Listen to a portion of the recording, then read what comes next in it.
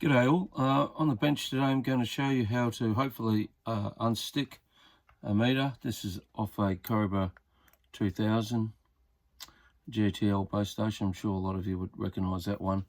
And also the other famous ones that stick are the ones from the Cobra 148s, the Grants, Cobra 25. Yeah, it's a huge range of meters that stick. Don't forget, a lot of these old meters have been probably sitting around for 20, 30, 40 years not being used, so they will do. So what I've done, I did mention it in the previous video about these meters. One thing you don't want to do is get your fingers on any of the black backing. It leaves like a bit of a residue, and then you wipe it off and then it loses its satin finish, and yeah, you'll be chasing your tail forever. And the other thing you've got to be careful about is, I'll just change it around, it's got the fact that this meter sticks, as you can see. Now there's two ways to do it. You can use acetone, or your wife or girlfriend's nail polish remover. Unfortunately, we seem to have a bit of a problem with the lack of nail polish remover, because what you're going to do with the nail polish remover is hit that glue on that adjustment screw there. It's just a daub of glue they put on there to set that screw in place, a bit like thread seal or Loctite type of thing. It'll be fairly generic type glue, but yeah, that's what this is, keeping that screw from moving.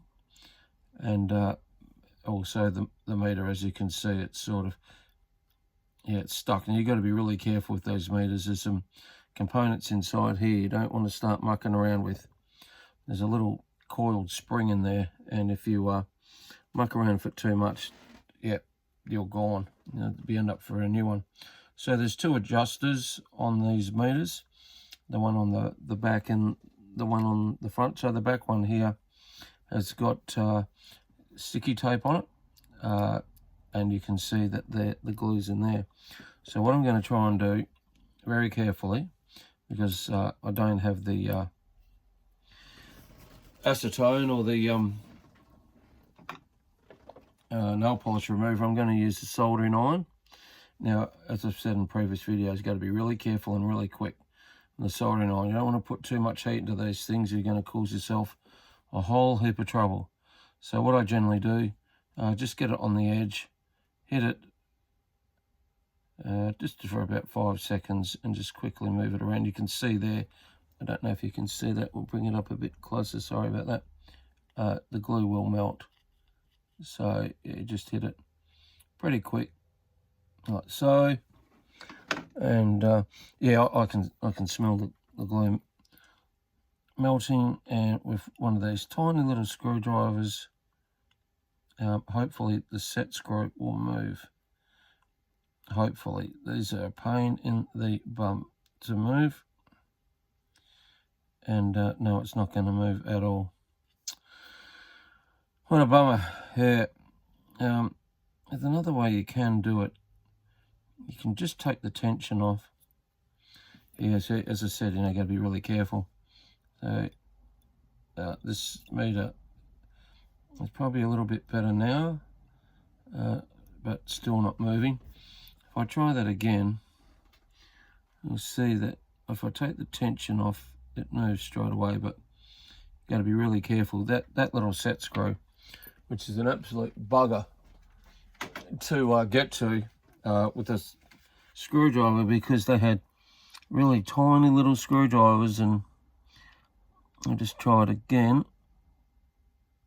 No, it's not even going to move. Not going to budge, unfortunately, this one. That's why I usually hit the oh,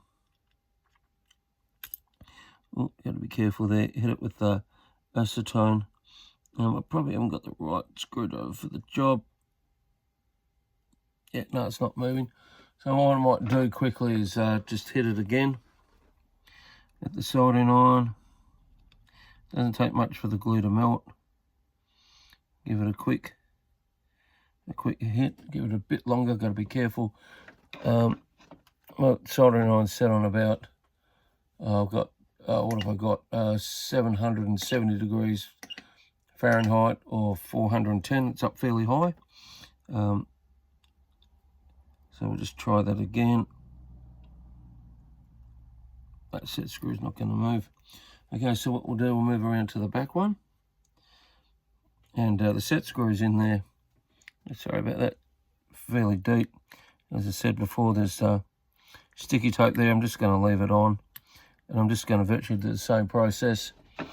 Just get the soldering iron. Be careful what you do, guys. Yeah, just put some heat into that as well. Now, when you finally do get the set screw to move, you only got to move it a tad. You don't have to unwind it a couple of turns or anything like that. You do that and you're going to be in a lot of trouble. So hopefully this screwdriver bit do the job. Only got to move it just a tad.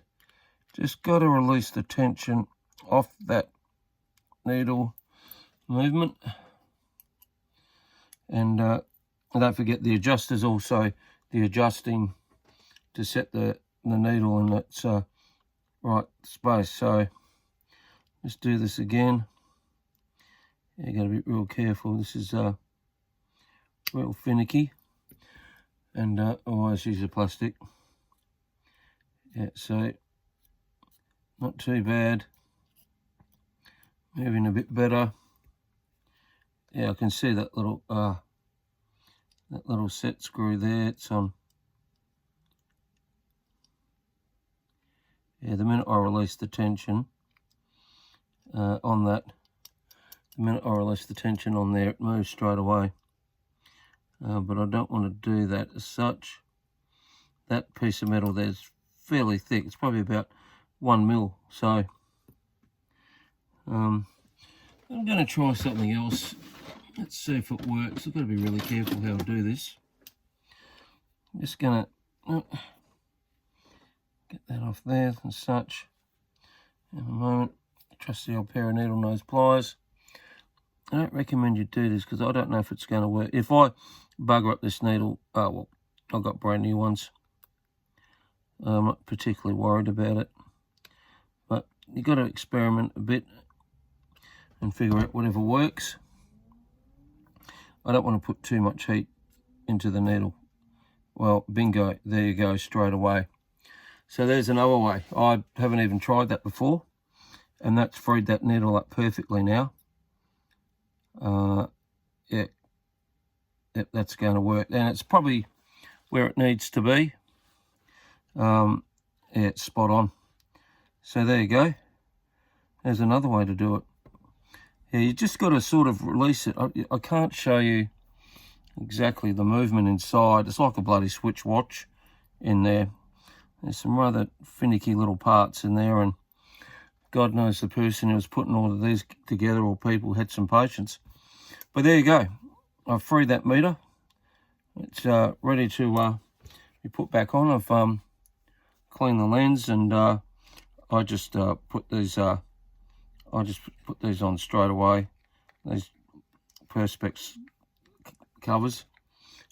Just get yourself a bit of sticky tape and tape it up. It was taped up on the sides, a little bit on there, so you can just run it along. But there we go. We got ourselves a good meter now. Yeah, can't see why that won't work. And yeah, never tried the pliers before, so there's a new one. So as I said, you know, you just want to carefully, very carefully get that bracket and just give it a bit of a nudge. That's all you need. It's probably just because it hasn't been used for so long. There's a bit of oxidization on that movement, and that's all you need. Okay, well, that's a winner. I'm glad that one worked. And it's the same deal for these guys as well. Yeah, exactly the same process. The needle movements on the back here. I don't know if you can see it, probably not. But yeah, that'd be the same deal in there. There's a little bracket there. Yeah, and it could probably, Don't know if I've got time to do this one. Gotta be careful. Yeah, it's got sticky tape on it somewhere, I assume. I haven't checked this one. This one doesn't want to come off. Yeah, it's got little clips there or something like that. So I won't push this one. For some unknown reason it's not coming off, and I won't push my luck. I'll end up breaking something in there. But yeah, it's the same sort of deal. You can see there's that little bracket there, and you probably just need to do the same thing. Just pull that movement back off the bracket a bit, and that should free that one up as well. I'll give that a try shortly. Okay, hope this helps you out instead of spending a fortune on needles. Yeah, the heat, I've done it with acetone and they've worked. I've done it with a soldering iron, it's worked, and now I've done it with a pair of trusty old needle nose pliers, and that worked. And that's probably the best one of the lot when you think about it, because you're not really mucking around in there. You're just giving that bracket a bit of a nudge. Okay. Thanks for watching 73s.